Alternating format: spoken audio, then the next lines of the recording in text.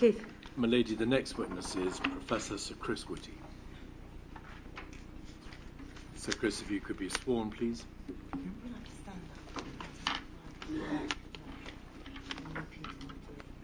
I swear by Almighty God. I swear by Almighty God. That the evidence I shall give. That the evidence I give. Shall be truth. And nothing but the truth. Please sit down.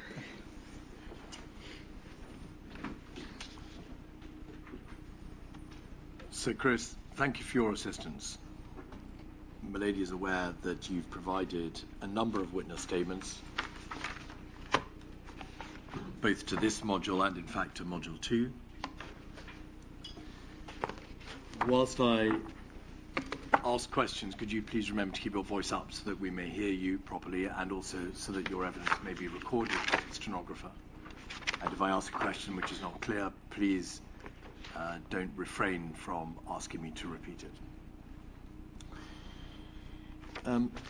Sir Chris, you are, as is very well known, an infectious disease epidemiologist and acute medicine clinician. You are, and you have been now for some time, the Chief Medical Officer for England. You were appointed on the 2nd of October 2019 as Chief Medical Officer for England, and in essence that is the Chief Medical Advisor to His Majesty's Government. Is that correct? Was your predecessor Professor Dame Sally Davis, and have your deputies been, at one time, Professor Sir Jonathan Van Tam until 2022, and Professor Dame Jenny Harris until 2021, when she became Chief Executive of the United Kingdom Health Security Agency?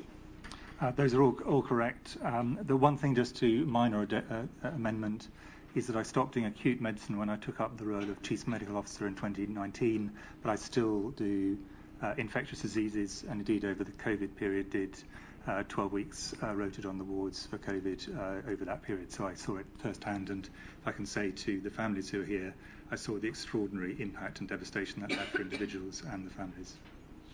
Thank you. Before that, before you were appointed Chief Medical Officer, were you the Chief Scientific Advisor for the Department of Health and Social Care between 2016 and 2021? So there was an overlap, in fact. Yes. Were you also formerly head of the National Institute for Health Research, NIHR? Yes. And I believe that you were interim government chief scientific advisor between 2017 and 18. Correct. You were the chief scientific advisor at DFID. You were, until very recently, a member of the executive board of the World Health Organization. And you remain, I believe, a member of the Department of Health and Social Care's Executive Committee, EXCO. There are, if I may say, too many honorifics, qualifications and fellowships with a huge range of august bodies for me to list them, but you are by training a Professor of Public and International Health, and you were a Professor of Public and International Health at the London School of Hygiene and Tropical Medicine, and perhaps primarily a Fellow of the Royal Society, the Academy of Medical Sciences, the Royal College of Physicians, and an Honorary Fellow at a number of other organisations. For the particular purposes of addressing the issue of preparedness, were you involved in the response to many United Kingdom and global medical and wider emergencies? I was, over quite a period of time. Were you concerned, therefore, with the response to the HIV emergency, health emergency, to the Ebola emergency, and the emergencies connected to the Zika outbreak abroad, and the Novichok poisonings in Salisbury and Amesbury? Yes, to all of those, and the HIV was as a clinician rather than as a member of government. Thank you. Have you also been at various times a chair or a member of a number of the important advisory disease committees which exist within the United Kingdom? Yes. All right, well, we'll come back to the detail of those in due course. And also, and it's relevant again to this module, together with the Chief Medical Officers for Scotland, Wales and Northern Ireland and the Government Chief Scientific Advisor and the NHS National Medical Director and a number of other people, including relevant Deputy Chief Medical Officers in the United Kingdom, did you write what is known as the technical report on the COVID-19 pandemic in the United Kingdom? I did, and this was aimed specifically at our successors, so it's in places quite technical, as the title implies, but it is, I hope, helpful to this inquiry and indeed more generally to lay out some of the scientific and medical issues. So that we may get our bearings, is it a report, a very considerable report, addressing the questions of disparities, research, situational awareness, modelling, testing, contact tracing, NPIs, care homes, pharmaceutical interventions, improvements in the care of COVID and communications. So traversing, in fact, the whole scope of the response to COVID and the preparedness for COVID with which you were directly, personally and professionally concerned. Yes. All right. I don't propose, Chris Whitty, to ask you about matters which more properly fall within the scope of Module 2, so maybe make it absolutely plain. There will be no questions today about the government's response to the pandemic. Those are matters for the future.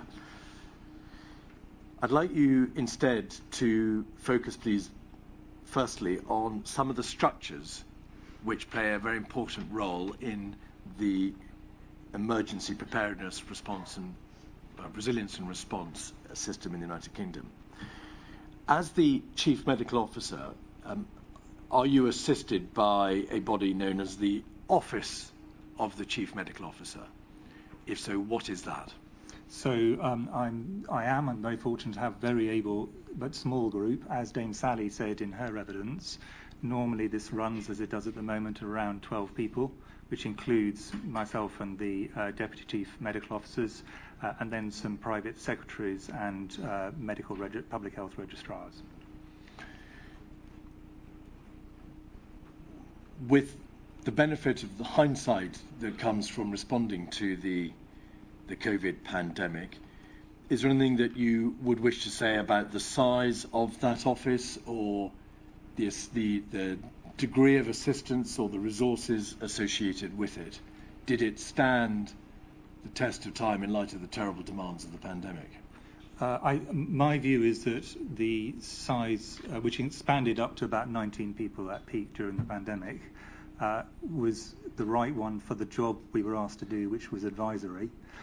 There were others who helped me with some of my more executive functions because I was still in the early stages running the National Institute for Health Research. That was a significant, slightly different body of work.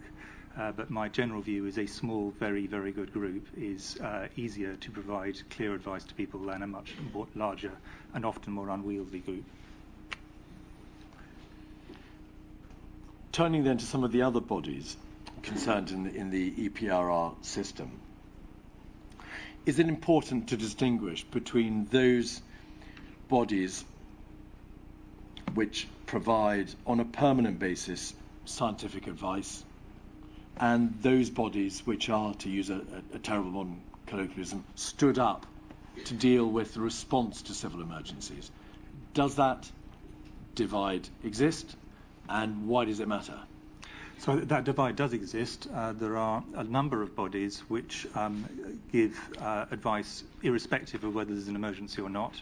Some of those are relevant in emergencies if they happen in their area of work. So, for example, the group NerveTag, which we may come back to either now or in later modules, I know you've had previous evidence on it, was very important in this emergency, and it also runs between emergencies.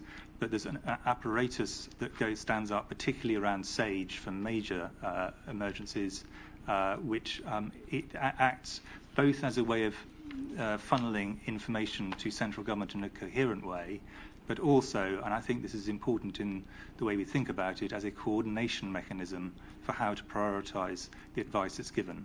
So I actually think during emergencies there is better coordination of scientific advice than there is out with emergencies, and I think that actually may be a weakness between emergencies.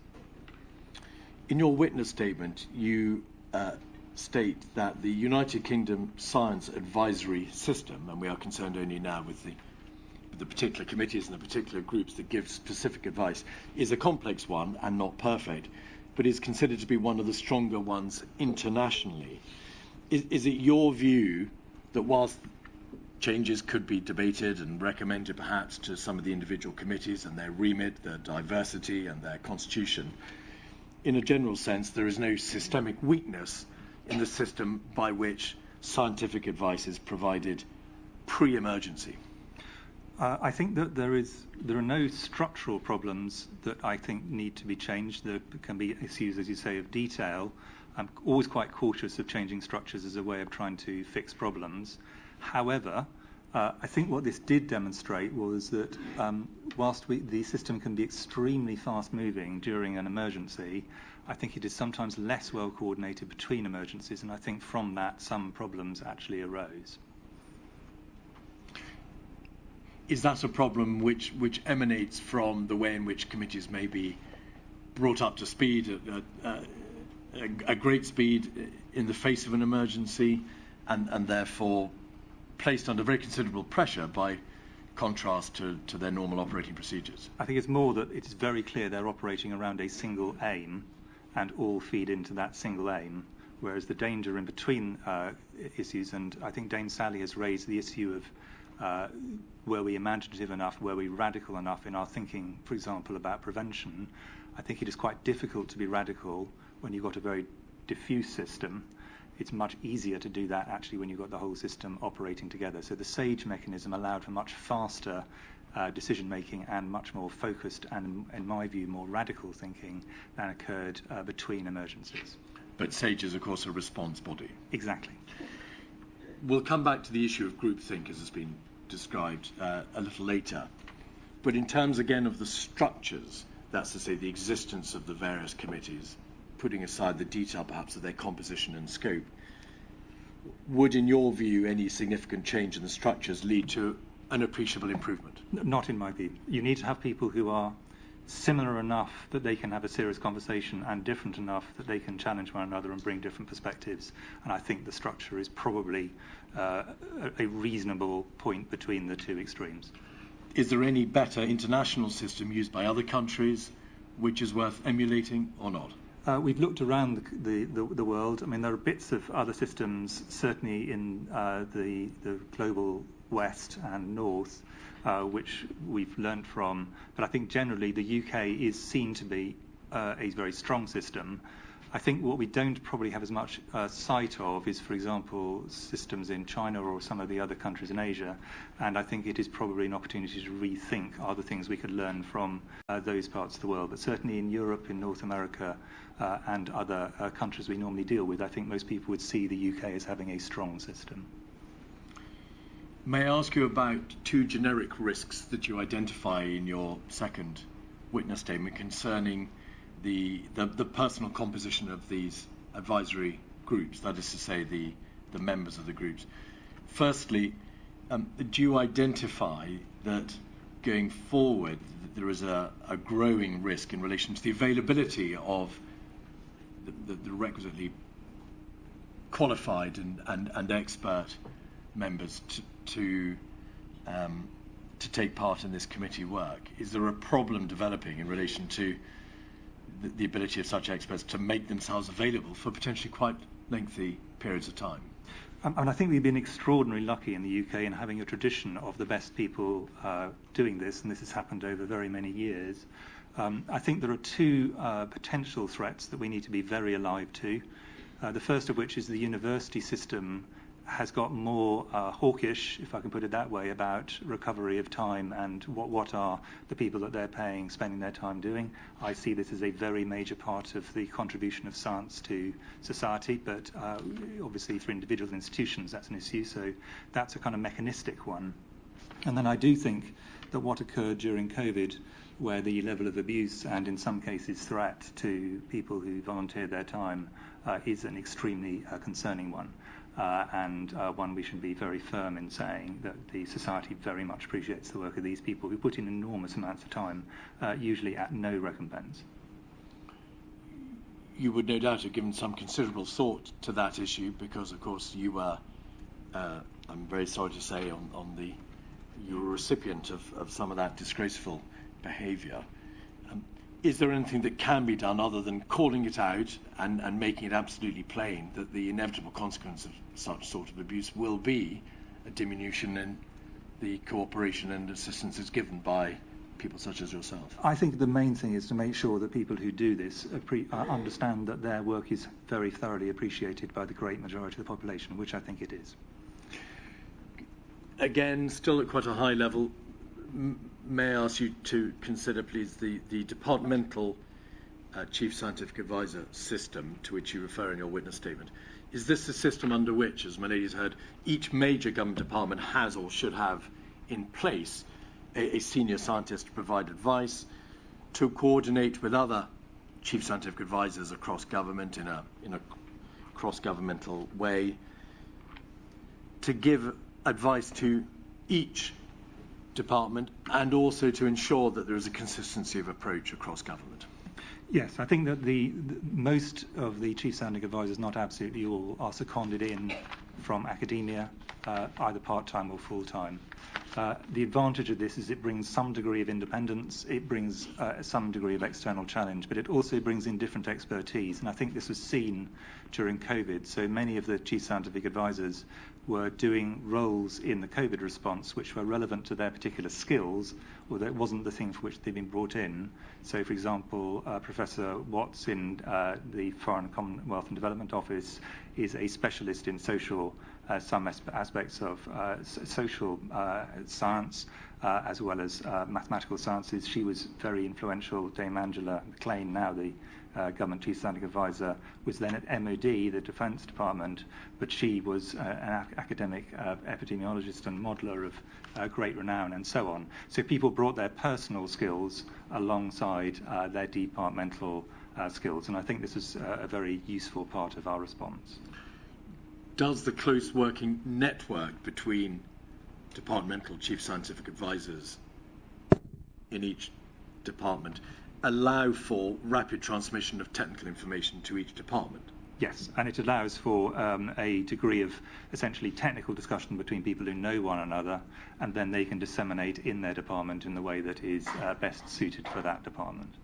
Does the fact that Chief Scientific Advisors come from different professions and different parts of the scientific world assist in any way in the ability to challenge orthodoxy, to ensure that the thinking is sufficiently lateral and open to challenge? I think it helps, but I think we should all acknowledge that the wider you can go in terms of external challenge, the better, because science works best when you have external challenge from multiple directions. Again, before we look at SAGE in detail, and again at quite a high level of generality, do you have any views as to whether or not there is sufficient diversity within the scientific world in terms of the composition of these various committees and advisory groups to ensure that essentially the advice that's been given to government is sufficiently broad? Well, I think you've always got a tension. The more you broaden things out, the wider the range of experiences and skills and diversity of thinking you get, and the more unwieldy the committee becomes. And I think what you've got to do is get a balance between those two. What you don't want is everybody going around the table saying a single thing, no ability to challenge, because it's too big. So it's getting the balance between those two. But I think on the whole, the system works reasonably well. But the big but is, of course, it also depends on an enormous amount of science underpinning it, and it should depend on people being able to challenge what's said from the external environment as well, because that provides some of the additional challenge into the system. Turning then just to 4 of the particular groups to which you made reference in your witness statement. Firstly, NERVTAG, the New and Emerging Respiratory Viral Threats Advisory Group, of which Milady has heard much in the last 2 weeks. Is this an expert committee, in fact, of the DHSC? Is it a committee which advises the Chief Medical Officer and through you, ministers and the DHSC and other government departments, in relation to, as it says on the tin, new and emerging respiratory viral threats? Correct. point made by Professor Whitworth and Dr. Hammer in their report, which I'm sure you've seen, is that one potential weakness with nerve tag is, as it says, it only considers respiratory viruses and not the whole range of emerging infections. Is there a case for a tweak in the scope of any of these committees or groups, particularly nerve tag, to ensure that nothing does fall between two stools? I think there is a potential weakness on this, actually. As I laid out in my written witness statement, there are broadly 5 routes by which infections which could become epidemics or pandemics can go through. Nerve tag covers respiratory, but it doesn't cover the others, for example, such touch or sexual transmission. And we've got to remember that the last very big pandemic we had affecting the UK was HIV, which is completely different. It's a sexually transmitted, intravenously transmitted infection, completely different route of transmission, completely different disease.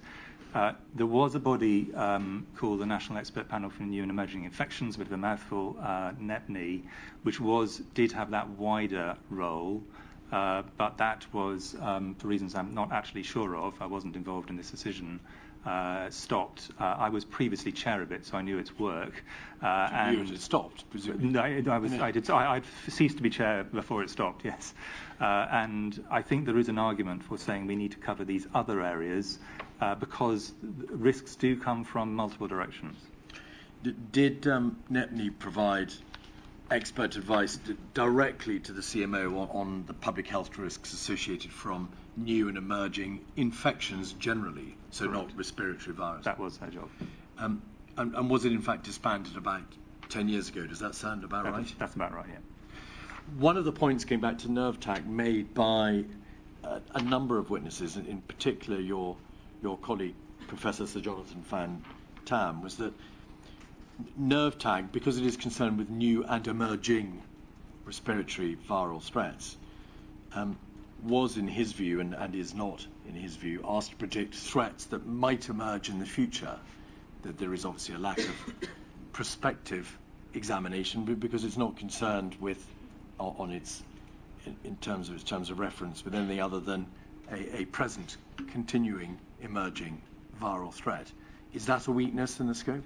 I think realistically, the danger is you can end up with almost infinite numbers of theoretical threats.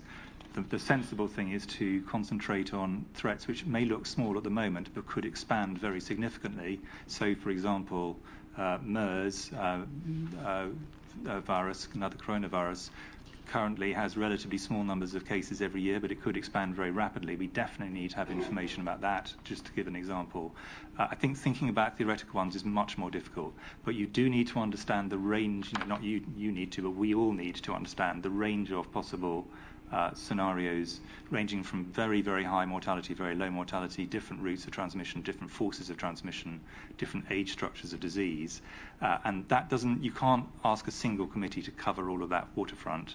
What you do need to do is to allow for the possibility that they could come from almost any place.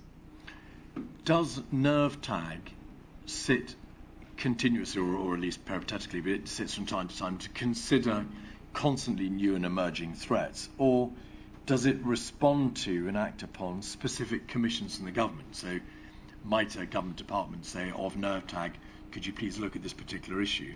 Or is it open to nerve tag to raise of its own volition a matter which it believes is of concern or should be of concern to the government? So it's certainly able to. I mean, when I've chaired scientific advisory committees or equivalents, my kind of view has always been about an 80-20 rule, which is if you spend all of your time considering things that only the committee are interested in, the government is not, then you're probably not going to get much traction.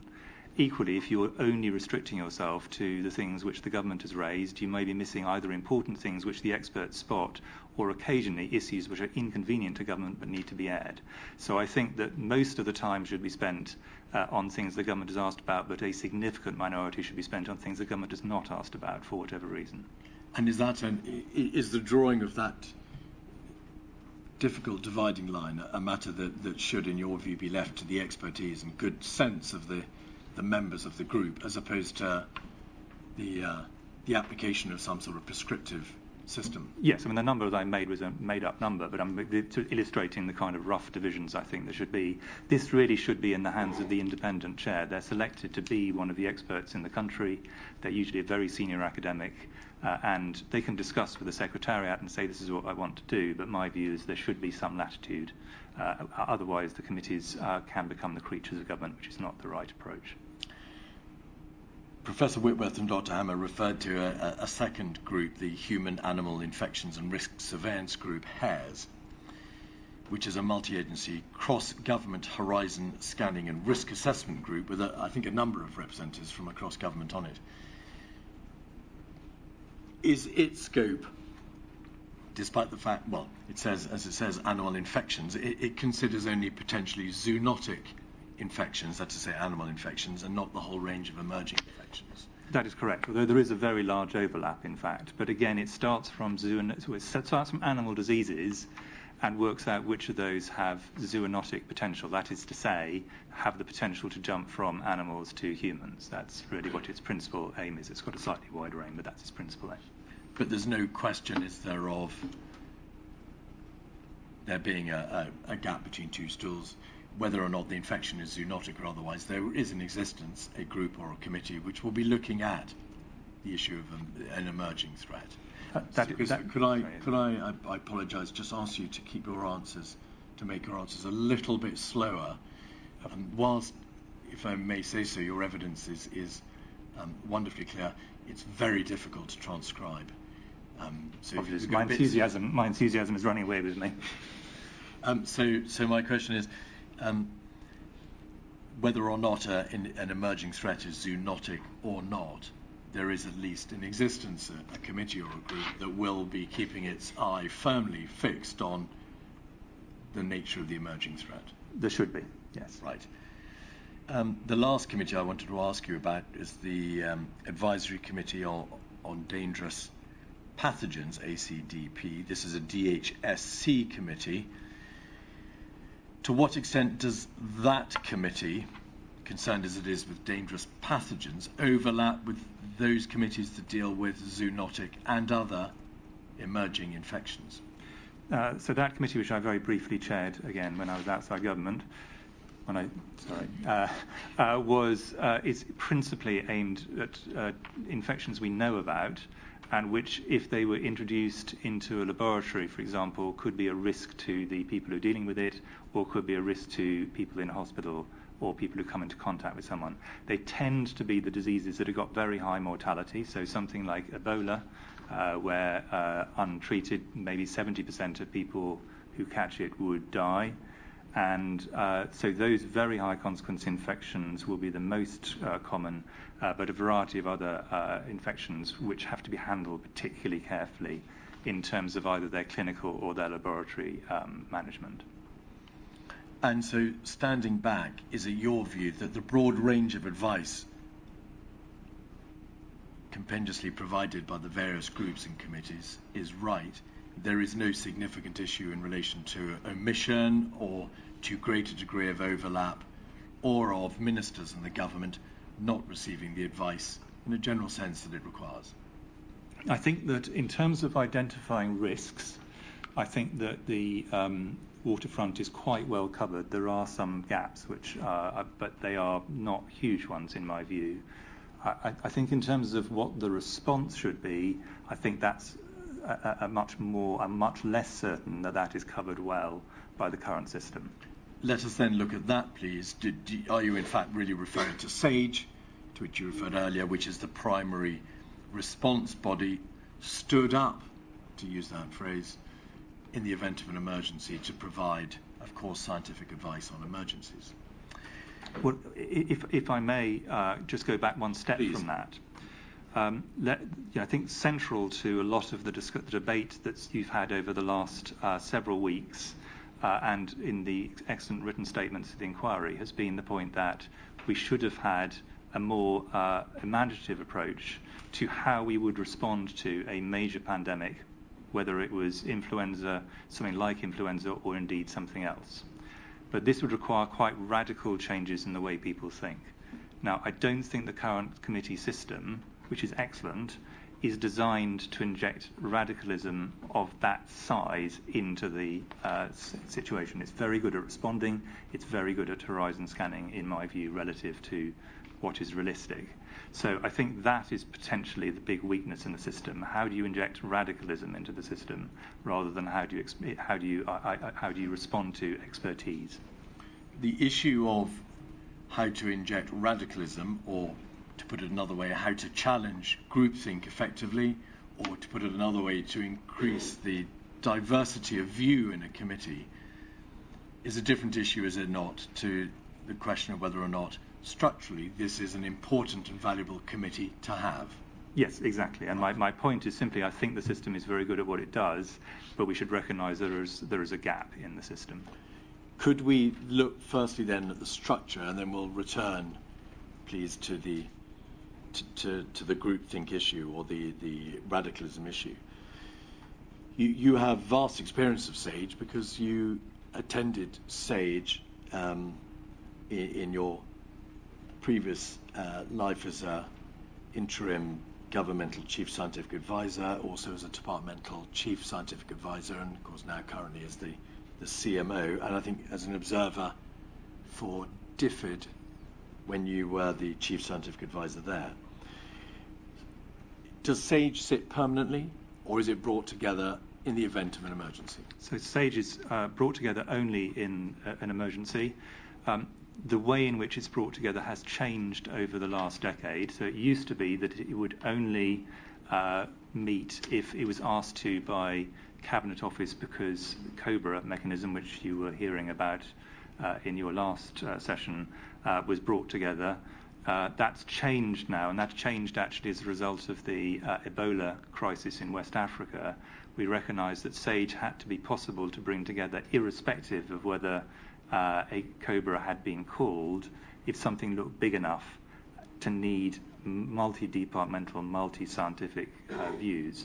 And it's called by the government chief scientific advisor. I know you're hearing from Sir Patrick Vallance later. But it also can be requested by other government chief scientific advisors in terms of departmental scientific advisors or the CMO. Because it's convened by the governmental chief scientific advisor, does that person also chair SAGE in all eventualities, but not in the event of a health emergency? The government chief scientific advisor will always either chair or co-chair SAGE. If you have a SAGE, it means you've got a very big problem, and therefore that would clearly be a priority for the government chief scientific advisor of the day, and they might have to delegate it from time to time, but that would be the principle. For health emergencies, there's usually an assumption that the chief medical officer would co-chair, and in previous emergencies I have co-chaired with previous GCSAs where it was seen that my expertise was such that would be helpful. In the event of a health emergency, as of course COVID was, you therefore chaired SAGE along with Sir Patrick Vallance? Yes, I mean, I think realistically he chaired most of the time. He's an excellent chair, but I was the co-chair and would stand in for him and would agree the agenda and sign off the minutes.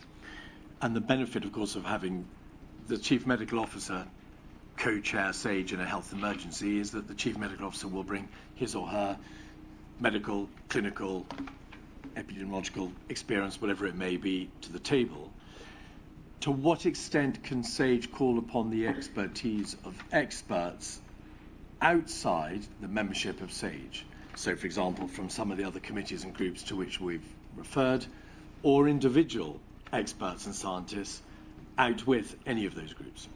So SAGE is set up to answer the problem that it was actually originally. If, for example, you have a volcano, you will bring in the best volcano experts from the UK and potentially internationally, if that's the right thing to do. For the COVID emergency, this involved many scientists who were on the expert groups, but it also involved other people who were not on those groups but were seen to have national or international expertise. The membership shifts. There's no permanent membership of SAGE. The only person who is permanent in SAGE is the chair, the government chief scientific advisor.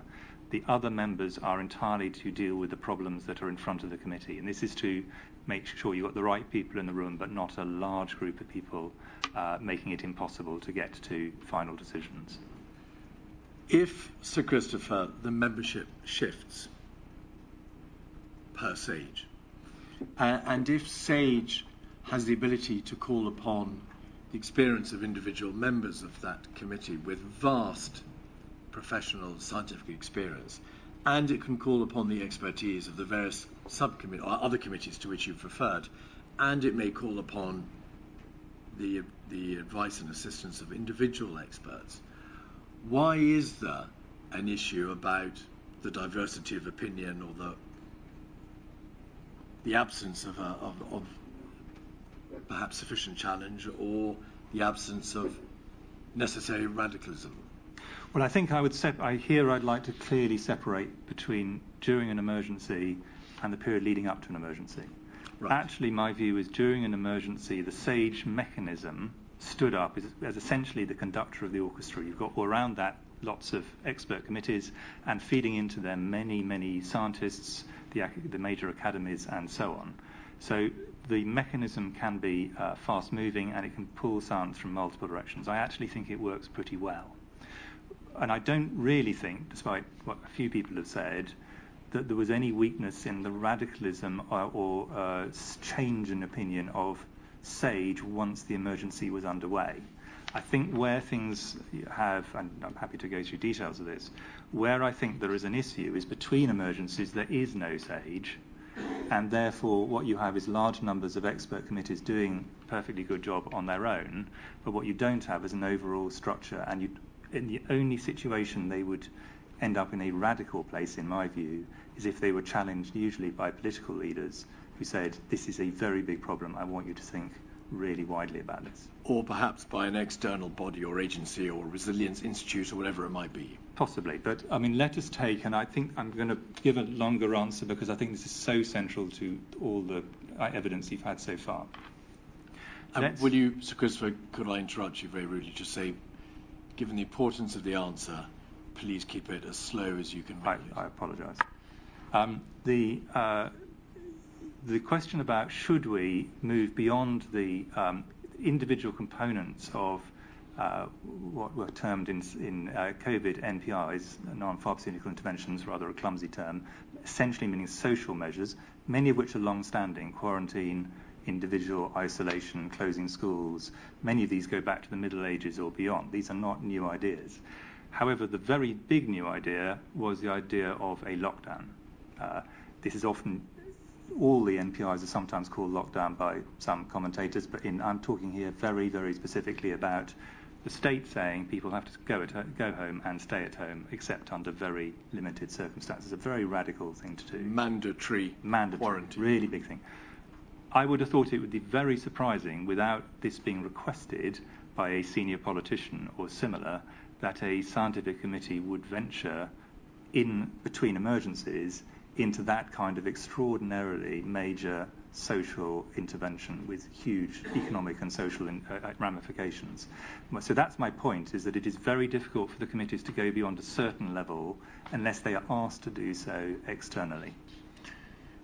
Of course, Module 2 will return to the issue of the merits of mandatory quarantining, and I emphasise that's a very helpful introduction to the topic, but we really can't go further into that now.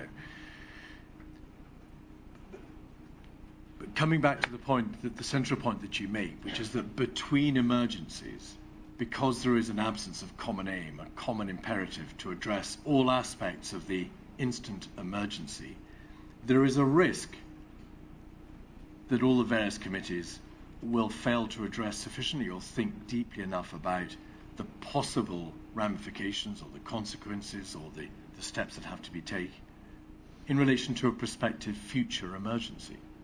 That is the point about mandatory quarantine. That is exactly right. If I can just add one important rider to that. The idea that the UK alone is thinking about this, of course, is incorrect.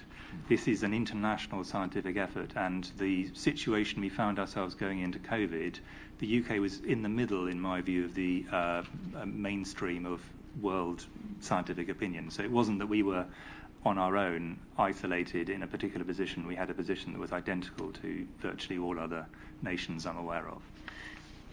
We'll return to this issue later, but you are aware, of course, of although it was before your time as CMO, Exercise Alice, which was the MERS-related exercise.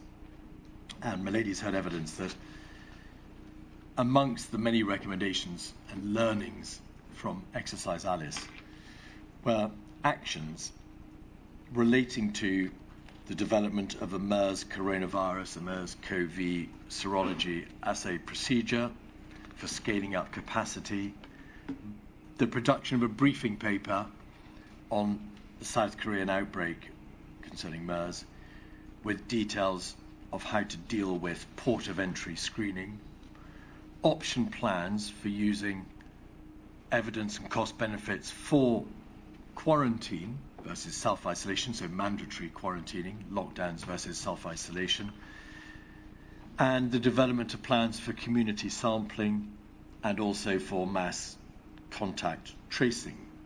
So all those issues to which you've referred, Sir Christopher, were all potential ramifications or consequences of a future prospective emergency as at 2016. But they were all flagged up in one way or another, admittedly not in the highest profile way, in 2016 as a result of Exercise Alice. So why were they not taken further within or perhaps out with the various committees which were constantly sitting to consider such issues? So I thought the report on Exercise Alice and the exercise itself actually were very good and very useful. I don't think so, and I also think that it was sensible to do all of the recommendations that were put into it. So I thought they were all sensible. But actually they were incremental restatements of existing thought. In fact, they weren't a new approach. They were essentially a bringing together and saying we've got to be more systematic about something we were already thinking about, aiming at the kinds of things that were seen with SARS and with MERS, which were relatively modest scale outbreaks compared to COVID, but still very significant infectious outbreaks. So the Operation Alice was aimed at that problem. It wasn't aimed at a pandemic problem. I think the other very good report that it goes alongside it is Dame Deirdre Hines' report after the pan flu, so the H1N1 2009 flu pandemic, and that also has a number of very sensible recommendations. Both of those, I think, would have helped us, but I don't think either of us would have led to the completely different approach to a pandemic which developed during the first few weeks of COVID. MERS is, as it says on the tin, a coronavirus.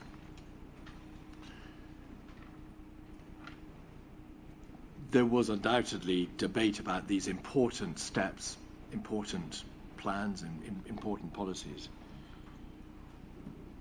Were they not, let me start again, if they were not pursued further, or at least to full fruition and put into place by way of planning for a pandemic, was that because it wasn't sufficiently recognized that a high consequence infectious disease, perhaps a viral disease, could have the necessary characteristics and variables that would make it into a full-blown pandemic like an influenza pandemic? Or because administratively the processes and the work streams were simply not pursued sufficiently by the government? Or both? I wasn't involved in any of the decisions around this. I think I just simply can't answer that in a useful way. All right. You've given evidence about the need for diversity and radicalism and challenge in relation to the standing committee and group structures, but we deliberately didn't come on to SAGE, the response body. Without going too far into the issue, because it is for Module 2, but to close off this matter, is there an issue about the diversity of composition of contribution in SAGE in the context of a health emergency. So, to be blunt, is there an issue, which I'm not asking you to resolve today, is there an issue for future consideration about whether or not the outstanding experts, professionals and scientists who were on the committee were sufficiently diverse themselves, perhaps to weigh towards biomedical expertise as opposed to economic and social? Well, I think that wraps up several quite important issues. Can I take it as two different chunks? Please. The first is the issue about was there enough diversity in the group. I mean, if you ask that in an objective way, the answer to almost any group will be no. But in terms of what is manageable, given that you have to have a committee that covers as much of the ground as possible and has to move very fast. So just in COVID, we often had to have a meeting that finished half an hour before the COBRA meeting or an equivalent. So you have to be able to do things quickly. My view is it was a reasonable balance between coherence and challenge. However, there is undoubtedly a lot of benefit from getting external challenge. So the challenge doesn't all have to be within the committee. I think there would be strong arguments for having mechanisms for actually essentially putting an antithesis to the thesis that's put forward by a body like SAGE. People talk about red teams, whatever, there are lots of ways of describing it, but the principles I think are perfectly reasonable actually. But I think that might be a more efficient way to do it than to try and have every single aspect of every opinion represented in the one committee. I think that would be tricky. Is that, to take it from another angle, because some or all of you are, as described, I think, by your colleague Sir Patrick Vallance, as licensed dissidents. It is in the nature of being an expert, and of being a particularly scientific expert, that there's a tendency to challenge orthodoxy. It's part of the nature of the job you perform. I think that some scientists overemphasize their own unorthodoxy. There is a scientific orthodoxy at any point, and in fact the job of SAGE, and I think this is something which I'm sure will be very central to our discussions in the next module, is not, in my view, to provide radical ideas. It is to say this is the central position of science in the world at this moment in time, accepting the science may move on. So it's not actually designed to be a radical body. As such, it's designed to be an expert body. Those two are not necessarily contradictory, but they certainly, the aim of it is to provide a central view. Right. And so then you had a second part. The second part is you asked very specifically on economics. And I think this is a very important question. The problem you've got is that the people around SAGE tables are not best placed to provide challenge to one another or to an economist coming in. If you had two economists on SAGE, you would not be in a situation where SAGE would suddenly become an economically extraordinarily competent body. It would be a competent scientific body with two economists on it, which does not strike me as actually answering any terribly useful question.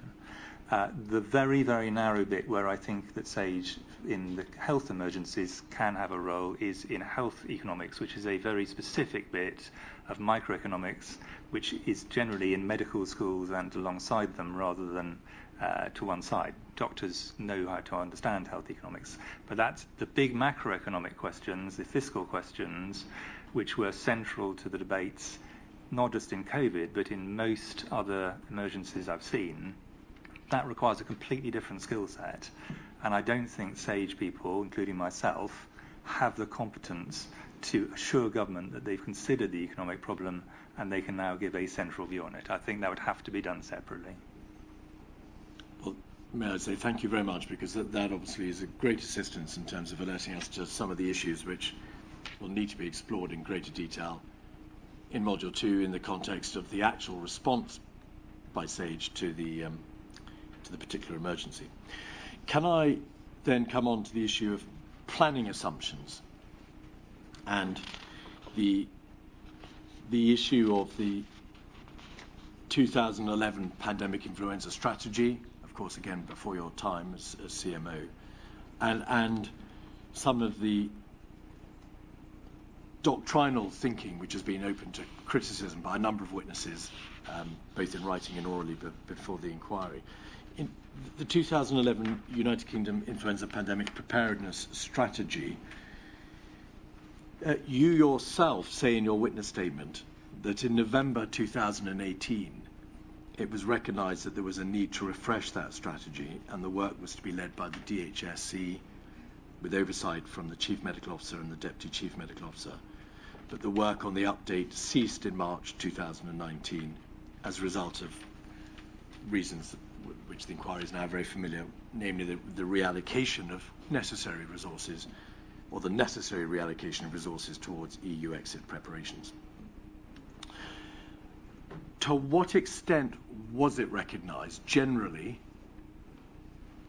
either in the Office of the Chief Medical Officer, although that was before your time, so perhaps in the Office of the Governmental Chief Scientific Advisor and the DHSC or the Cabinet Office, that there was a need to refresh the strategy, that it was a single strategy dealing with pandemic influenza, and it was by then self-evidently a little out of date, and there was no other strategy for non-influenza pandemic in existence? So I'm going to just go into one bit of Sir Humphrey-like language differential. In government, refresh generally means update, but it doesn't mean any major shift. When you read this document now, with the benefit of having been through the thought processes that have unfortunately we've had to be faced with during COVID, it clearly needs a complete rethink. It doesn't need just a refresh.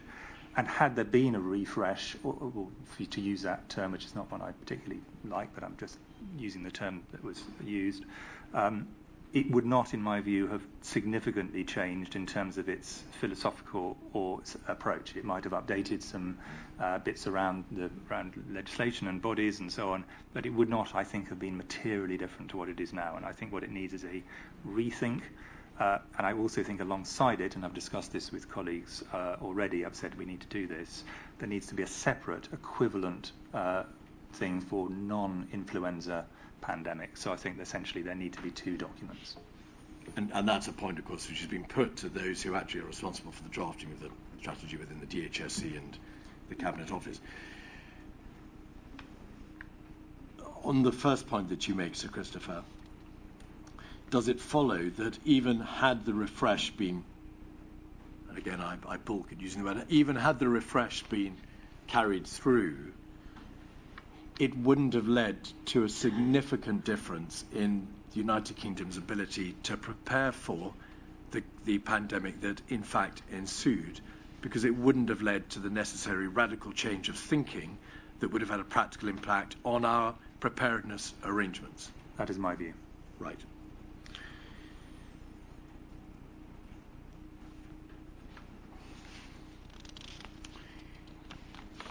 Can we come then to the doctrinal flaw to which you've just referred in that strategy, the one that might not have been picked up in any event, even had there been a refresh? Would you agree with the following propositions? Firstly, that there was in that strategy, and generally across government, a long-standing bias in favour of influenza. That statement is true for good reason. I don't think that means that other things were not considered. And the reason for this is simply that we've had many more influenza pandemics. Anyone who's born after 1950 will have lived through three of them. And therefore, we do have to think about influenza separately. I do actually think that is, in terms of predictable risks, it's the biggest single predictable risk. What most people think is the most likely thing is something we have not predicted, what WHO calls disease X.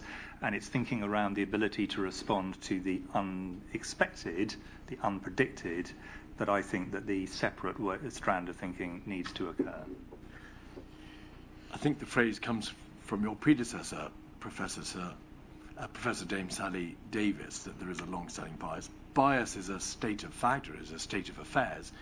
It may well be that there was good reason for that state of affairs insofar as the policy and the guidance and the strategy correctly recognised other risks. It just happened to determine that they were of lesser probability or lesser likelihood, and therefore they received less attention. But there was there not, administratively, a general taking of the eye off the ball in terms of focusing on those other risks, less probable, less likely as they were, and a general trend towards focusing on influenza disproportionately with the consequence that other areas, other risks, other matters were not sufficiently catered for. I think I would differentiate here between having documents and having thinking. If you think about nerve tag, which you've already talked about, nerve tag was explicitly designed to cover non-influenza risks. Certainly my own thinking is not in any way limited to influenza. I think I submitted as evidence talk I gave in Gresham College in 2018 just to prove it was not a post hoc rationalisation. There have been a number of those. And to make the point, most of what I was talking about was not influenza. I don't think it would be correct to say that no one was thinking about anything other than influenza. There were only documents about influenza. That's slightly different. And in reality, when I looked at this document at the beginning of the COVID pandemic, I did not feel the document gave me much that was of any great use. So the document and the thinking are in reality separate things. The question was predicated, in fact, on this aspect, that was there a tendency administratively to become overly focused on influenza? So, in fact, it wasn't designed to elicit the answer that there was a bias in terms of your or the expert thinking in this area. But the system and preparedness as a system began to display a long-standing bias, as Professor Dame Sally Davis says, in favour of influenza. I think that is true, but I think this goes back to a general point, which I think has been made by a lot of witnesses, that because every pandemic is very different and sometimes massively different from its predecessors, having plans and documents of this sort is actually not generally the most useful way to deal with it. What you need to have is capabilities, and flexible capabilities which are backed up by resource sufficient to be able to scale them up. And I think, in a sense, the danger in government is that people feel the document is written and therefore the problem is solved. And I absolutely do not think that's the case. I think it's to do with, do you have a range of capabilities properly resourced with people who know how to operate them and have the mandate to do so. And that brings me on to the doctrinal issues, well, the flaws, strategic flaws 2 and 3. In the plans, but most notably the risk assessment procedures and policies, was there, in your view, a failure to appreciate properly, firstly, that because of the variables inherent in any respiratory viral disease outbreak, such as levels of transmission, high or stuttering, or transmission rate, whether short or long incubation periods, whether or not the virus would be asymptomatic or not, there was a failure to appreciate the risk sufficiently of a less likely but no less catastrophic pathogenic outbreak.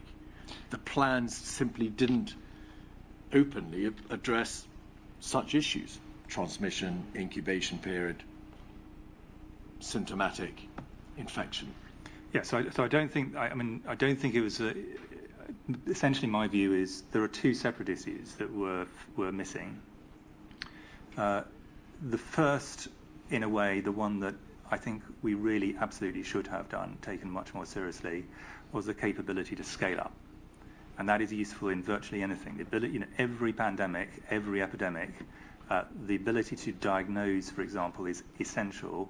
And we had a very good capacity to do a very small amount of diagnosis really quickly, and we did not have the ability to scale up. And I could repeat that across multiple other domains. I'm going to bring you back, most importantly, to this issue of scaling up and capability. Okay, fine. But just to lodge that I think that is very important. And then I think there was a strong intellectual appreciation that you could have multiple other conditions, and if you'd asked any of the excellent public health experts in UK HSA and PHE as it then was, what are all the different things that could happen, most of them would have said there's a very wide range. What we didn't then do is go down to say, okay, what are the building blocks you're going to need for different sorts of pandemic with different variable levels of both route of transmission and mortality in particular. And if I can illustrate that, and I am going to use lockdown because I think it is so central to the thinking of lots of people who are thinking about this inquiry. If you look back over the last several pandemics, you certainly wouldn't have used it in H1N1 in 2009 because it was not a large enough impact on society in any way to justify it. Would you just make plain because it was a mild influenza Correct. pandemic? You then, going back to the next one, HIV, a very serious thing, you would never have used it because we've not used it, would not worked at all. That whole route of transmission was different. It wouldn't have worked against plague. It wouldn't have worked against cholera. It might have worked against the H1N1 1918 pandemic, possibly, and that might have therefore been justified. But I'm just making the point that actually you have to be extremely adaptable to the problem you deal with. But you also have to say, well, if you go to the top range of mortality, how can we actually get that down? And is society prepared to pay the price to get that down? And I think that was in a sense, the leap of imagination, not just the UK, but just internationally, I think we had not fully made, because the UK position was identical to almost all of our neighbours, to the WHO and so on. It wasn't a uniquely UK position. But Sir Christopher, your answer, of course, refers quite understandably to capability, to the need to scale up, and of course to that foundational doctrinal observation, which is that any plan for a pandemic must be able to cater flexibly for unexpected consequences or unexpected pandemics. And obviously mandatory quarantining doesn't always work. It all depends on the nature of transmission of the pathogenic outbreak. But my questions were designed to ask you about whether or not there was a failure in the planning, in the risk assessment process, the actual systems that we have in place in this country to deal with a pandemic, the planning, the EPRR structures. There was no open or extensive consideration of these issues about transmission and the variable and inherently variable aspects of a pandemic, or asymptomatic infection, or high transmission rates, turning a high consequence infectious disease into a full-blown global pandemic. They're just not apparent on the face of all this planning documentation.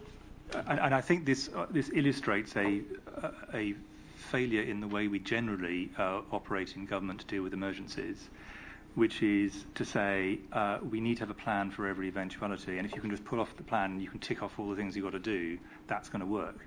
The problem is, and pandemics is just one example, but a very, very extreme one, COVID demonstrated this, actually what nature is going to give you to talk about the hazards, the threats are different, the hazards, is going to be completely different every time. So what you need to have is a building blocks of lots of different capabilities, and you need to say, actually, we don't know what problem we're going to face, but what we do know is we've got the capabilities to face a whole range of different possible outcomes. And I think it's this, the system is designed to focus in on a plan based around a scenario, rather than to say multiple capabilities that can be flexed to almost any emergency in a biological or a geophysical or whatever space. But thirdly, there does now need to be, and there is now, a consideration of multiple scenarios in a way which there wasn't formerly in all this planning material, following the Royal Academy of Engineering Review in particular, with which you're familiar, which specifically recommended that for each risk, a range of scenarios should be generated to explore uncertainty and possible additional planning requirements. So it's, in essence, the point you make. A proper plan must have within it the identification of a broader range of scenarios to alert the system that additional planning may be required and additional steps may need to be taken. And that was the third strategic error, if you like, wasn't it? Yes, in my view, and then I think I'd add to that a fourth, which is to expose really clearly to political leaders that there is a choice in terms of resource, and that here is a 1 in 50-year event do you wish to buy the insurance for that 1 in 50-year event? This is how much it's going to cost. And I think that is really central to this, because I think the danger is we respond to a threat, a new perceived threat, with a new plan, but with no new resource, and that very seldom tends to end in a good way. May we park resource at the end of the list? That's obviously a political issue. Continue to focus on the system. Is a fourth strategic error that, and it's one that I know that Mr. Hancock particularly has made reference in his witness evidence to this inquiry, is that because the reasonable worst case scenario approach focused on the worst that could realistically happen, and because everyone's minds were therefore focused on trying to deal with the worst that could realistically happen, insufficient thought was given to, in practice, until obviously COVID was upon you, trying to prevent the worst from happening at all. I half agree with the distinguished previous Secretary of State. I certainly agree that we did not give sufficient thought to what we could do to stop in its tracks a pandemic on the scale of COVID, or indeed any other pathogen that could realistically go there. I do think, on the other hand, it is sensible to have a plan for if everything fails, what are we going to do? We do still need to be able to say, let's go to the top of the range. Actually, we could end up with 750,000 people dying. Where are we going to bury the bodies? Where are we going to? These are important.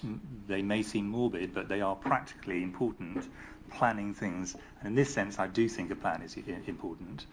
But where I would completely agree is that we do need to actually start off, and I think this was brought out in Mr. Hunt's evidence yesterday. There should be, and actually also Mr. Letwin's, all of them essentially said we saw this huge problem and we didn't say to the system, well, how are we going to stop it? And actually it is senior ministers who have the capacity to say to the system, actually, are you absolutely right, we can't go any better than that? We need to actually address that. So I think this is about the interaction between the political, we've really got to do something serious here, I want to be absolutely assured we can't do any better, and the scientific and technical, okay, well, in response to that challenge, here is your range of options, but they are going to cost something, and you need to understand what that trade-off is, and then you can, and that, I think, is where I think we have not been successful. Could we just pause on phones? I think it may be that it's been Too much. quite a morning for... I have, out of the corner of my eye, tried to keep an eye upon the travails of our wonderful stenographer. I apologise for my fast speaking. So, because as I said to another witness, it's a tendency I have too, so I understand. It's very difficult to change your patterns of speech.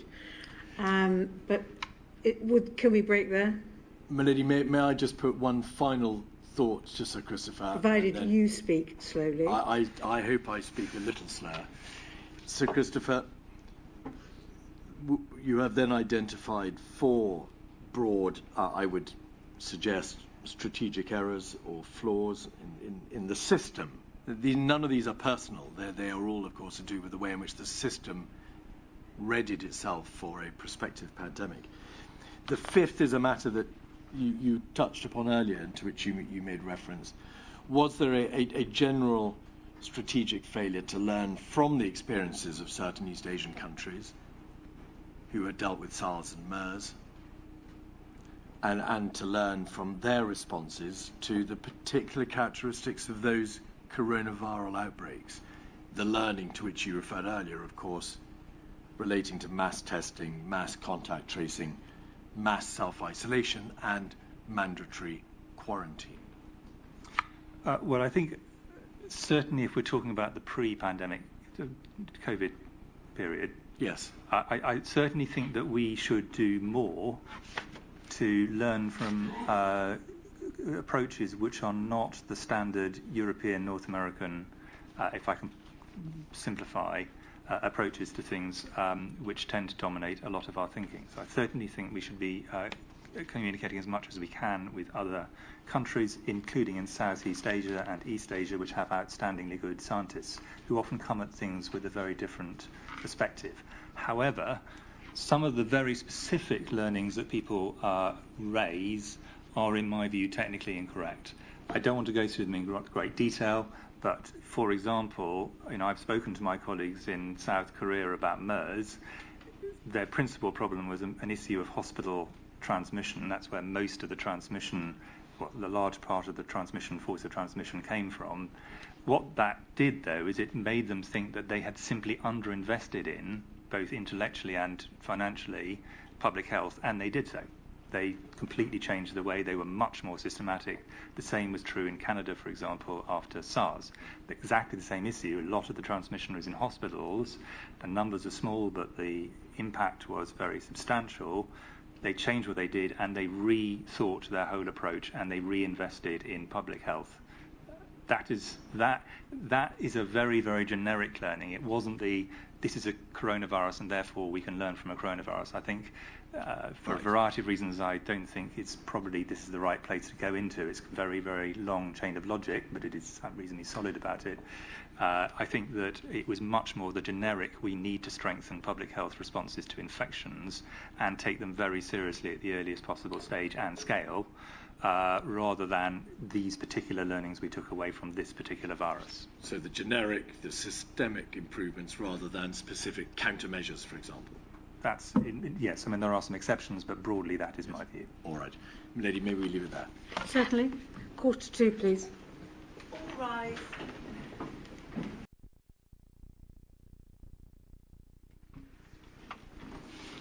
I'm sorry if there was some confusion about whether I was taking a short break or lunch. Milady.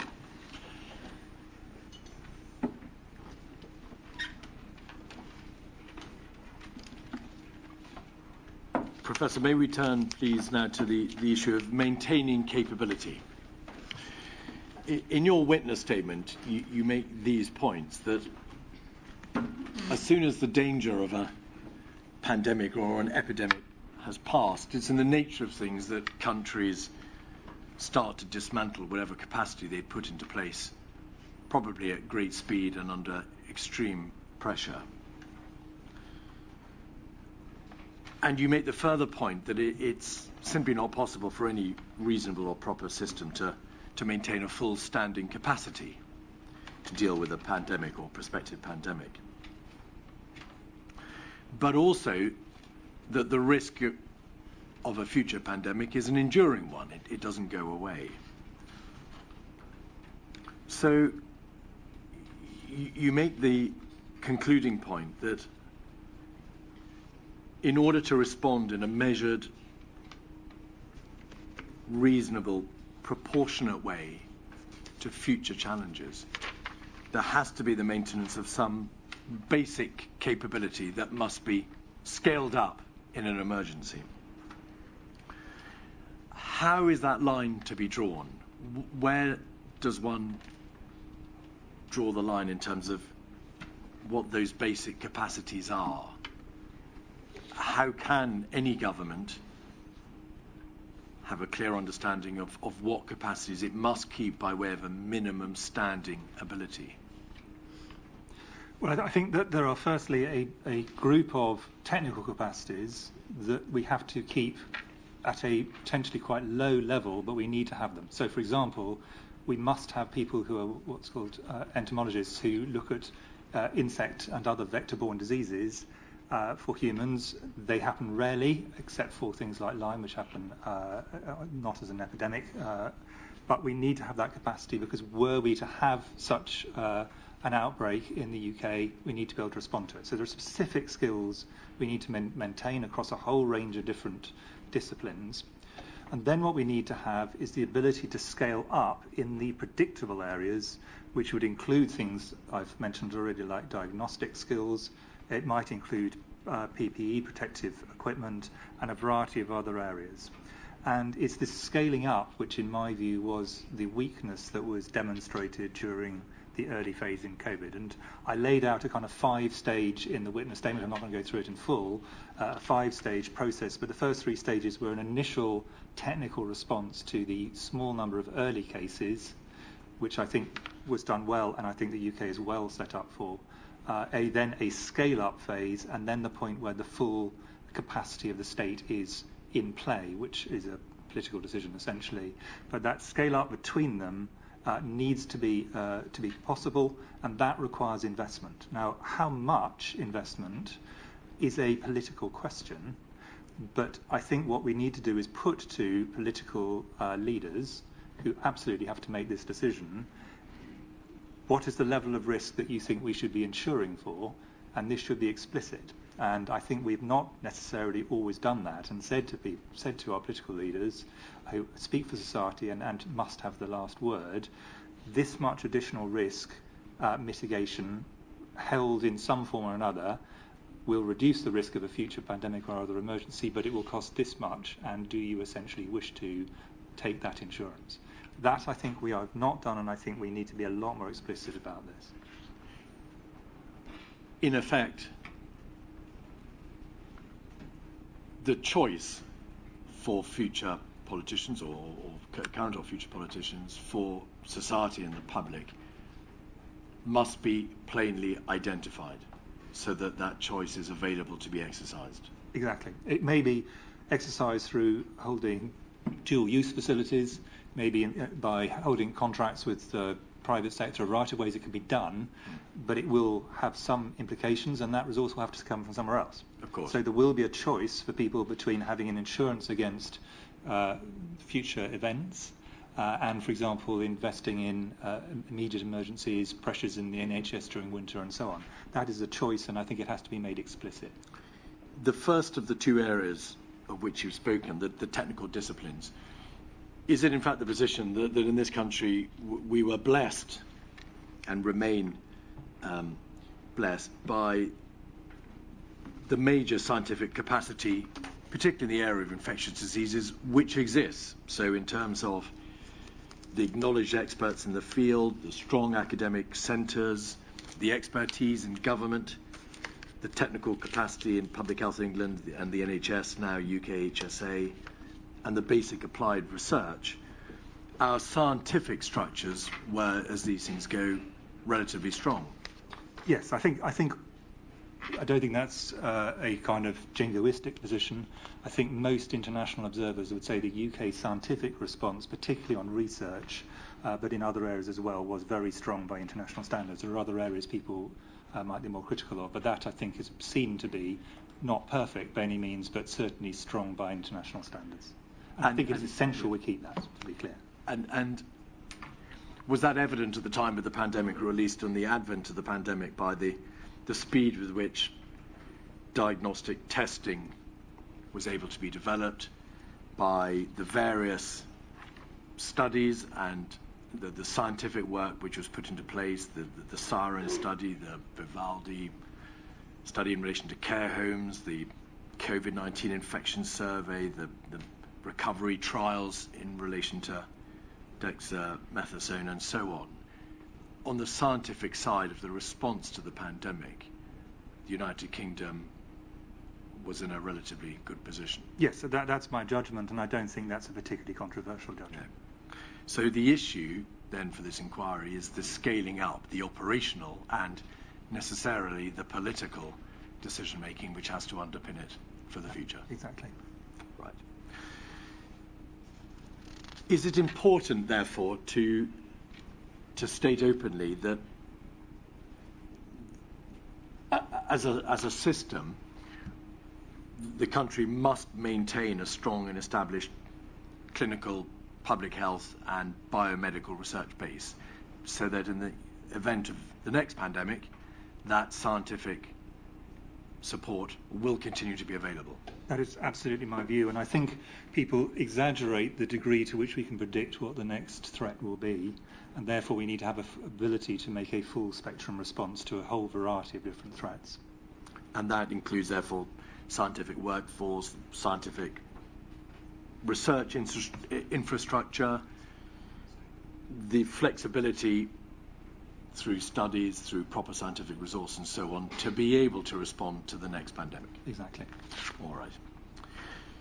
Now, finally, just two aspects of your technical report, please.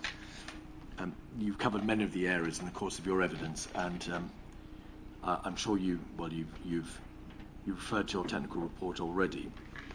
I want to address two threads in the report. One, firstly, why is data and the provision of data so important to preparedness? If you think about the decisions that were being taken both early in the pandemic and subsequently, all of them rested on having fast and reliable data.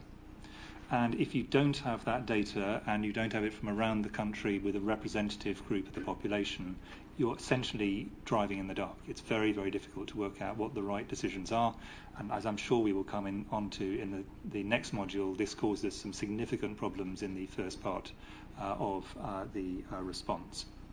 It also, the more data you have, the more exact your decisions can be, the nearer in a sense to what's the optimal outcome, because you're always trading off different very significant risks between things. Political leaders need to be given data, and you can also on that base research studies on which you can then devise the countermeasures, the medical countermeasures, which will be the way out of the pandemic in the end. And one of the key themes of the technical report, and indeed a lot of what I've said elsewhere, is that you move from societal interventions, which are by definition crude and damaging, but they're all you have initially, because you don't have drugs, you don't have vaccines, don't have diagnostics and so on.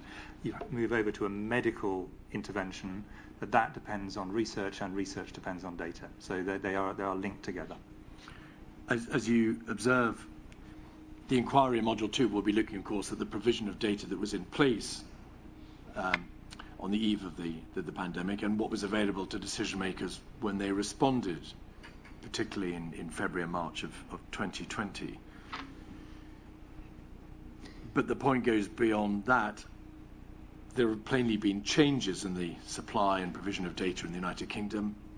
Undoubtedly, government processes for the assembly of data have changed and improved as a result of the pandemic. Is therefore the point to be taken that it's vital to ensure that those systems do not degrade in the future, that the higher levels at which data provision is being maintained now must be continued? So I think there are two elements of that. I completely agree with the basis of the question. The first is a technical one. Do we actually have the ability to collect the data and then to knit it together from different directions to make an overall picture? That's absolutely essential. That's largely a resource and skill set question. And then it is very important that we take the general public with us, whose data this is at the end of the day, to make sure that they feel comfortable that the way that we've brought data together to support decisions, to support medical science, is in line with what they would be expecting from their own data. And I think those two have to be kept in balance. But occasionally I think we have allowed ourselves to get overly concerned with the risks of this, and therefore not actually bring together data that would be hugely in the public interest to bring together, both to allow us to provide services now and to provide science that would improve public health and medicine in the future. A second, perhaps even more important aspect of your technical report, because it comes in Chapter 2, is the issue of disparities. Why are disparities in health relevant to the issue of preparedness? The evidence, Sir Christopher, shows that the government systems on preparedness and the policy and the guidance and the structures paid absolutely no regard to disparities in health, other than insofar as there was an obvious reflection of the fact that clinically some sectors of the population, because of comorbidities, would be worse off in the event of a pandemic. Your report focuses to a very large extent on the need to ensure that disparities in health and in society are addressed. Why must they be addressed in the context of preparedness? One of the things that is striking and repeated in every pandemic and epidemic is that people living in areas of disparity suffer most from them. The reasons for that, however, vary. So, the reasons that people in cholera epidemics died in higher numbers is because of the provision of poor water. The reason that people in some of the respiratory pandemics of history died was because they were in crowded housing conditions and so on. And I'm making that point because you both need to think about disparity as a whole, but you also need to think about what the causal pathway is for each route of transmission and for each pandemic as it goes through. But I think there's the one final point I would like to make, which is the best way you can deal with reducing the risk of a pandemic to people living in areas of disparity or living with particular risks is to get on top of the pandemic. Essentially, that is the most sure way of doing so, and I think we have to always remember that that's the central plank on which everything else is based. Finally, in a particularly self-deprecating manner, Sir Oliver Letwin stated in evidence that politicians were in some significant regards amateurs, and that there was a case for training of ministers and officials in crisis management. Is there anything that you'd like to say on that topic? I would absolutely not want to venture to suggest any particular training for our political leaders. I think much of what they bring is the ability to ask questions which, in a sense, people bring because they're new to a field. I think one of the dangers in all areas of expertise is you become snowblind. You don't realise the obvious question, and actually having political leaders who come in from outside is one of the ways in which they can produce radicalism. And I think Sir Oliver, sparing his blushes as he's not here, was a very good example of that. He did, in my view, a superb job, for example, during the West African Ebola crisis, in knitting things together. Absolutely picked up on all the issues. I think, however, what is helpful is for people to realise the range of capabilities they have at their disposal, and therefore, whilst whilst that's entirely optional for certainly political leaders, that's their choice. I do think within government, there's sometimes a lack of understanding of science between emergencies, and this goes back to this between emergency and in an emergency. In an emergency, everybody is clamouring for science advice. I've seen this in every emergency I've ever seen. They are desperate to get the scientists in the room. Between emergencies, you have to kind of elbow your way in. And so it's the ability to actually engage all the way through the system between emergencies that I think is the big risk. People can pick things up very quickly when they need to. A very large proportion of the British population now know a lot more epidemiology than many doctors probably did 3 years ago. So it's people can pick stuff up very quickly when they need to. What I think they need to do is think about the range of issues between emergencies, which may, in due course, lead us into problems. Between emergencies, Sir Christopher, you are sadly prophets in your own land. I wouldn't go that far. Thank you very much. My lady, there are a number of questions under Rule 10 from COVID-19 Bereaved Families for Justice Group. Thank you. Ms. Munro. Thank you, my lady. Good afternoon, Sir Christopher. My name is Alison Munro, and I ask questions this afternoon on behalf of COVID Bereaved Families for Justice.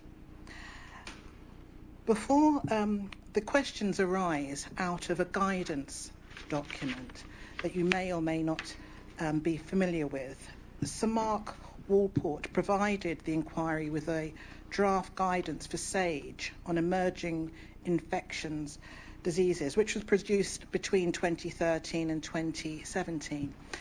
Perhaps if we could bring that guidance up, please. It's INQ 000142139. Thank you. And if we go to page 2, we can see there the contents of the document.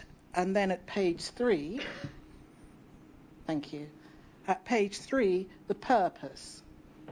So this document is intended to assist the Government Chief Scientific Advisor and the Scientific Advisory Group for Emergencies, SAGE, to provide timely, relevant scientific advice to the Cabinet Office briefing rooms, COBRA, in the event of an emergency involving a non-influenza, emerging or unidentified infectious disease which might affect the UK. Now, I don't need to take you through the rest of that document for the purposes of the questions, but suffice to say, Sir Christopher, within that document there are definitions of risk, definitions of emergent infectious diseases, and at pages, for reference, 6, 7 and 8, the guidance sets out key issues in terms of the impact or potential impact of emergent diseases on public, on civil society and on the economy. First question, Sir Christopher, rather long introduction. Did you know about this guidance at the time that we're concerned with in this inquiry? I didn't recall this guidance during the short period between becoming CMO and the outbreak of the pandemic. But I suspect I may well have contributed in several previous iterations of my role to the development of this draft guidance. I recognise kind of phrases I probably would have put into it. So I think I am aware broadly, but it's a while since I've seen anything like this, and it's not. I certainly hadn't seen the final version. In fact, I'm not sure there has been a final version of this. Yes, because it's the authorship and the date of the document, I've said between 2013 and 2017. So as you said, there are a number of different versions of it, perhaps, iterations of it. There were two sorts of document, if I can just clarify. There were Please. Documents like this which were to help guide the SAGE process and make it rapidly respond to a problem. And then when I was an interim government chief scientific advisor between Sir Mark Warport, who you heard from yesterday, and Sir Patrick Vallance, who you'll hear from subsequently, I helped to add to that something we call golden hour documents, which were documents which allowed someone to deal with the bones of a problem even before SAGE had met, where you actually look at the key issues scientifically, so you can actually inform discussions with ministers. Yes, because in the guidance, and again, we don't need to take you to the document or have it up on the screen, but pages 8, 9 and 10 set out a series of questions for COBRA and certain responses or advice that could and should be given. Are you able to tell us then, Sir Christopher, in terms of this particular guidance, how would it have been used by yourself, and what considerations to this guidance would you have given, particularly in terms of informing any pandemic planning and educating frontline workers in health or social care, for example? So this document, to be clear, had a pretty narrow specific purpose, and this was to help guide the setup for a SAGE were there to be an emergency in this situation. So it was not designed for frontline workers. It wasn't in fact designed to have a wider utility. This kind of document was very narrowly to help the government office of science to have the most focused and effective first few SAGE meetings. This would be particularly important if the government chief scientific advisor, for example, was working in an area outside his or her own field of expertise. I think the more they're in their area of expertise, the more they would have felt comfortable, in a sense, setting the agenda themselves. But as a guidance document, as its name suggests, it provides you with some advice and perhaps almost a starting point for further discussion and further thinking. Exactly. It's designed as guidance, but guidance to guide the SAGE meeting, not guidance for the wider generality. You've mentioned the golden hour documents. Again, turning back to Sir Mark Walport, who said of this draft guidance that it morphed into the current set of golden hour documents used by Go Science. Firstly, can you just explain what that is when you talk about it and when Sir Mark talks about the golden hour documents? So the slightly clumsy phrasing, actually, unfortunately, is from me, because it comes from sort of classic medical emergency procedures, where you say there's a golden hour in which you can intervene very rapidly, and in that time you can have a very big impact. And the lacuna, the gap that I perceived and others perceived, was there was a period between the point an emergency arose and a point a SAGE had met, when a government chief scientific advisor, departmental chief scientific advisor, CMO or whatever, would be asked legitimate and important questions by political leaders and others, to which they would have to give answers at that time, but in advance of a SAGE. So the idea of it was to give basically a kind of crash course in a subject, let us say a major earthquake, so that someone could actually go to their first meetings with some degree of confidence that they had the various areas covered. Thank you. And I think you've in that answer, you've answered my next question, which was, how was these golden hour documents used within your specific role as Chief Medical Officer? Is there anything else that you want to say about that and how you would use it? No, except I think to pay tribute to the SAGE Secretariat from Go Science, who not only managed the SAGE meetings, but essentially provided the horizon scanning and the apparatus that underpins what the Government Chief Scientific Advisor can do in an emergency, particularly in the earliest stages. Thank you. So, Christopher, my next question is about emerging infectious diseases. Am I correct in saying that high-consequence infectious diseases fall within the emerging infectious disease category on the National Risk Register? So, for example, Ebola, SARS, MERS, avian flu are all examples of high-consequence infectious diseases, HCIDs. Some high-consequence infectious diseases are emerging diseases. A few are not. And many emerging diseases are not high-consequence infectious diseases. So they're not synonymous, but there is a lot of overlap in some of the more severe ones, like the ones you mentioned. So my question is this, Christopher. In the guidance, and this is at page 5, it says that an emerging infectious disease could potentially become pandemic. And that must be correct, mustn't it? Very rarely. Very rarely. The author then goes on, or authors rather, go on at page 6 of the guidance to outline, firstly, the most likely scenario, and then the reasonable worst case scenario. If we could perhaps have the document back up and go to page 6 to look at what's actually said there.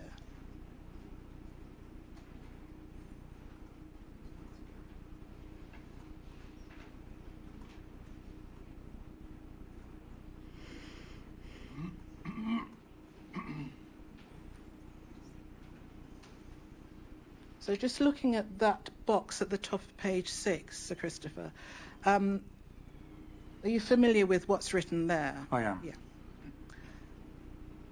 So they're starting, again, it's a starting point for thinking and discussion in this document, looking at scenarios and what potential action could potentially be taken, and also looking at behavioural aspects as well.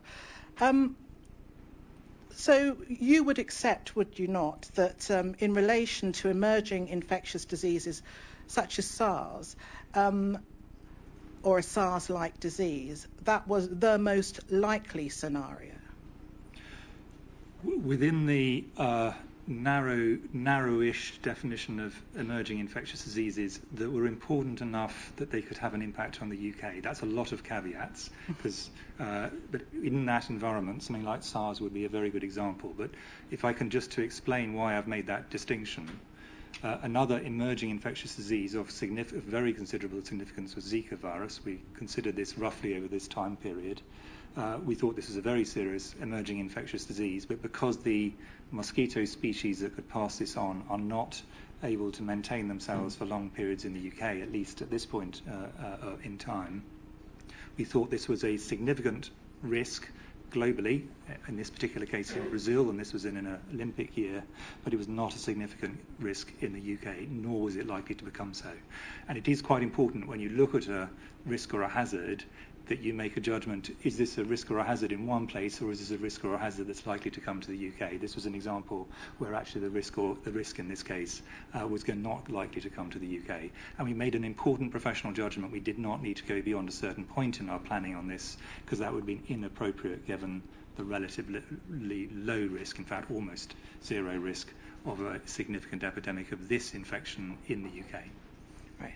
Well, my final question is about where the emphasis lay in UK planning. And just to put this in context, with HCIDs, there would need to be, in terms of the response, an enhanced response. There needs to be quite a specific response, which is based on the fact that these infections can have a very significant mortality if someone catches them, high in terms of high numbers. And in your evidence earlier this afternoon, it was just after 12:30, I think, you were discussing the long-standing bias for pandemic flu planning. And you said, I think that's true. Having documents and plans are separate things. You need to have capabilities backed up by resources with capabilities to scale up. Now, with HCIDs, and I think this again, hopefully you'll agree with this, in terms of airborne HCIDs and responding to them, there have been some exercises, such as an Ebola exercise, wasn't there? Yes, I mean, Ebola, just to be clear, is actually a touch-based disease. It's not airborne or respiratory by route. That's an important point. So were I sitting next to someone who had Ebola, I'd be much less concerned than if it was an airborne or respiratory infection. Well, as a HCID, perhaps. It is an HCID, yeah. So there was an Ebola preparedness surge capacity exercise, wasn't there? If you tell me so, I'm sure that is true. I can't recall it, but I'm sure that is true.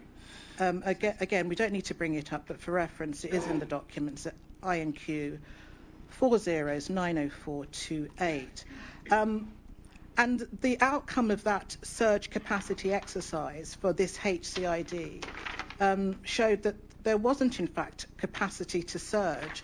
It was a small amount of 5 cases, which would result in the loss of 80 infectious beds. So even on a small scale, for HCIDs, it was going to be difficult, wasn't it, to scale up and...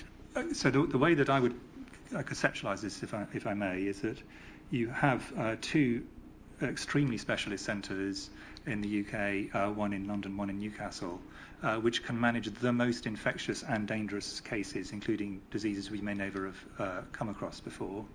Around that, there's a larger group of centres that are specialists in HCIDs, which are, in a sense, still dealing with very high-risk infections, but a slightly lower level of risk. But if you ran out of beds with the first 2, then you would move into the next area around. Then around that are a group of specialist infectious disease, what's called negative pressure rooms, where the air is sucked into the room, and that's a much larger number, but these are still specialist beds.